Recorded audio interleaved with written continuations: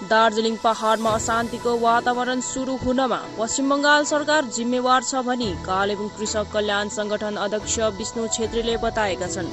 पहाडको दुवै गोर्खा जनमुक्ति मोर्चा पार्टीहरू राज्य सरकारसँग आबद्ध रहेका छन् भने पहाडलाई भयमुक्त राख्नमा राज्य सरकारले कार्य गर्नुपर्ने बताउँदै अलग राज्य गोर्खाल्यान्डको विषयमा एक पत्रकार सम्मेलन मार्फत अध्यक्ष विष्णु छेत्रीले यसरी बताएका छन्।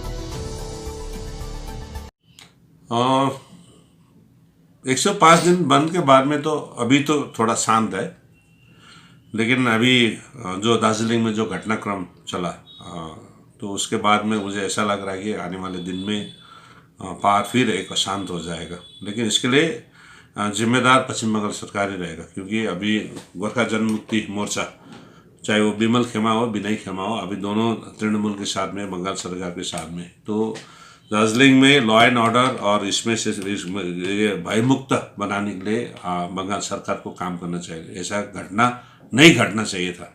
कल ही तो दार्जिलिंग में घटना घटा है।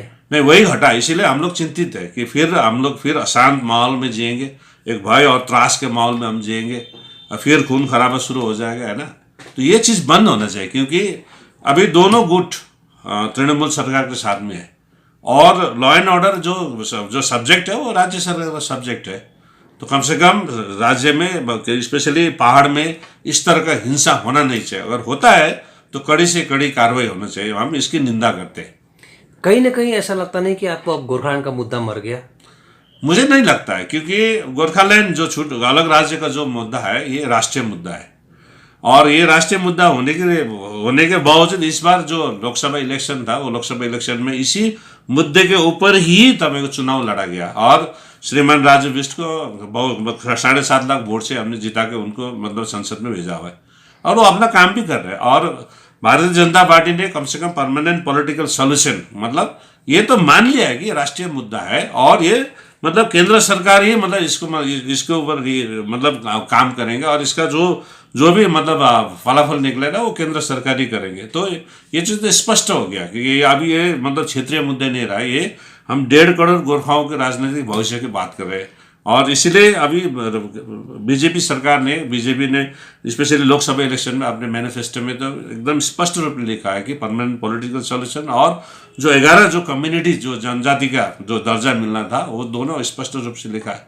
तो एक बार स्पष्ट मैनिफेस्टो में आने के बाद में अब ये बीजेपी का दायित्व है, इसको मतलब किस तरह से मतलब निष्पादन करेंगे, किस तरह से मतलब इसको मतलब गोरखाओं को न्याय देंगे, ये तो उनके ऊपर है। भारतीय जनता पार्टी ने गोरखाओं का सपना मेरा सपना बोला हुआ 7 साल हो गए, लेकिन अभी तक इसमें कुछ काम नहीं किया है, लोगों का मानना है। आप क्या कहेंगे इसमें?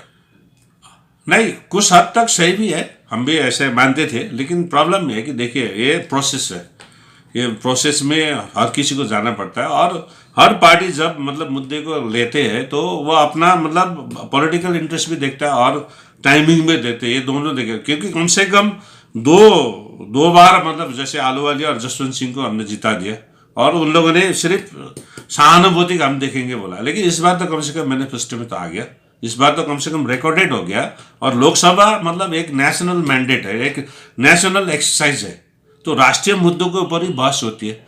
तो गोरखाओं का मुद्दा ये राष्ट्रीय मुद्दा है, कम से कम ये तो कम से कम राष्ट्र ने स्वीकार किया है। आज वही पार्टी आज सत्ता में है, तो देर सवेर कम से कम इस मुद्दा को कम से कम ये प्रकाश तो मिल जाएगा। कम से कम हम विश्वस्त है, कम से कम भारतीय जनता पार्टी इसके ऊपर काम करेंगे और उन लोगों ने हम जब भी मिले हैं तो उन्होंने आश्वस्त भी किया हुआ है।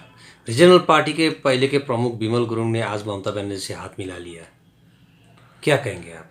नहीं, बिमल गुरुङ ने उनके साथ में हाथ मिला लिया, वो उनका पॉलिटिकल मतलब इंटरेस्ट के ऊपर है, क्योंकि वो कभी मतलब मुद्दे में कभी मतलब स्थिर थे नहीं, ईमानदार थे नहीं। क्योंकि पहले भी गोरखालैंड का आंदोलन 2007 से शुरू किया, तो 2011 में आके जीटीए मतलब बैकवर्ड पे उन्होंने साइन किया। जो जीटीए क्या है, एक राज्य का एक डेवलपमेंट मतलब एक इकाई तो है, तो उससे तो हमारा जो अलग राज्य एक अलग मतलब जो हमारा जो पॉलिटिकल जो आइडेंटिटी की जो प्रॉब्लम है उससे तो समाधान नहीं होगा। सिर्फ कुछ हद तक डेवलपमेंट का काम कर सकते हैं बस। तो 2013 में भी ऐसे हुआ, 2017 में भी ऐसे हुआ। कहीं ना कहीं केंद्र की तरफ से सुनने में आ रहा है कि चुनाव के पहले ही गोरखाओं का सपना यानी गोरखाओं को खुश खबर मिलेगा।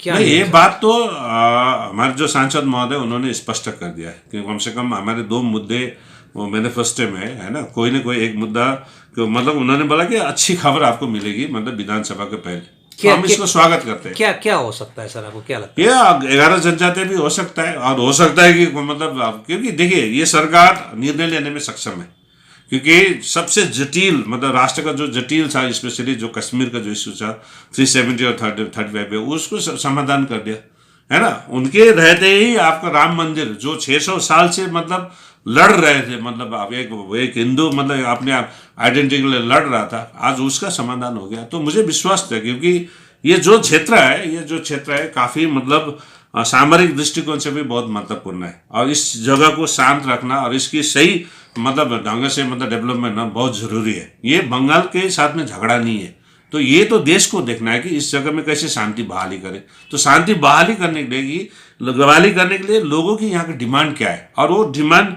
जायज है कि नहीं, मतलब वो राष्ट्र हित में है कि नहीं, ये सब देखने के बाद ही तो मतलब जो भी सत्ता चलाते जो मतलब देश में मतलब सत्तासीन है वो निर्णय लेते हैं ना। तो ऐसे तो मैनिफेस्टो में तो डाला नहीं होगा बीजेपी ने, उसमें काफी विचार विमर्श किया होगा कि क्या कर सकते हैं वो लोग, क्या दे सकते हैं और किस तरह से यहाँ की समस्या का समाधान हो। तो मैनिफेस्टो में जो भी मतलब इश्यूज को मतलब वो लोग मतलब रिफ्लेक्ट करते हैं, उसमें डालते हैं, बड़े सोच समझ करके ही मतलब उसमें मतलब अंतर्भुक्त किया जाता है।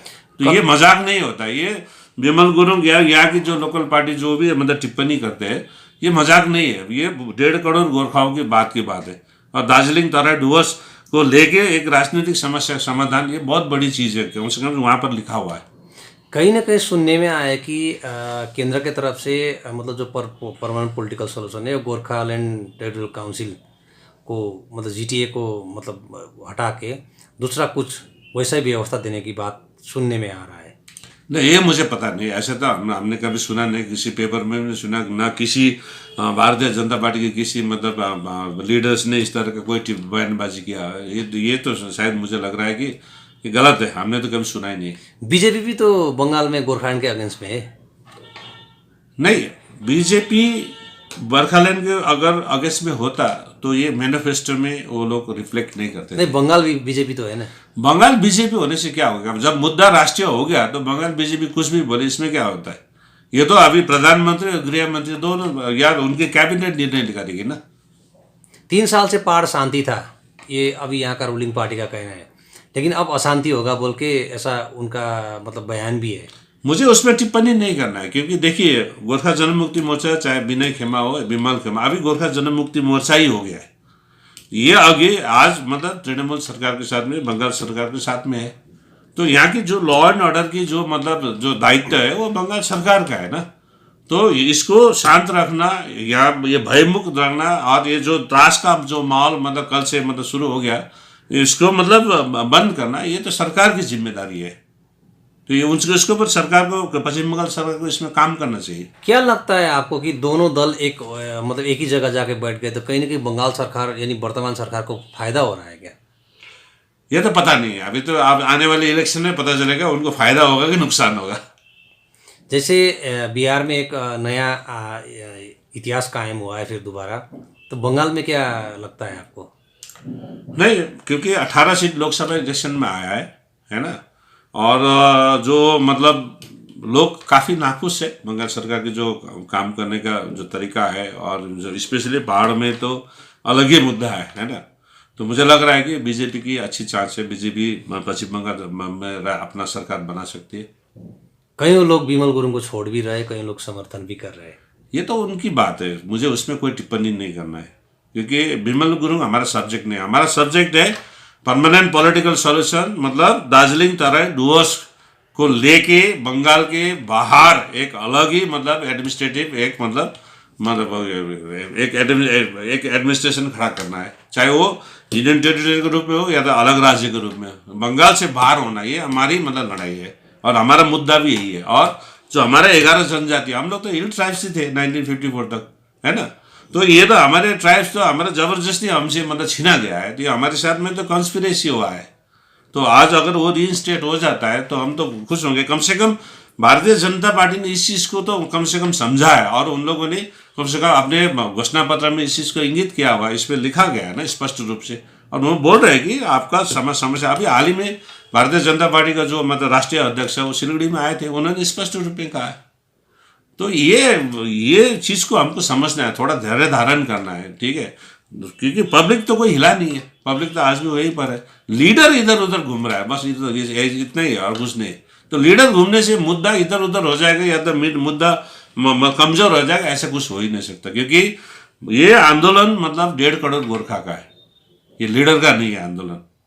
जब 1.5 करोड़ गोरखा अगर एक साथ है और मुद्दा में है तो मुद्दा निश्चय ही मतलब आपका इसका मतलब फलाफल निकलेगा और मुद्दा हम लोग मतलब सफल भी हो जाएंगे।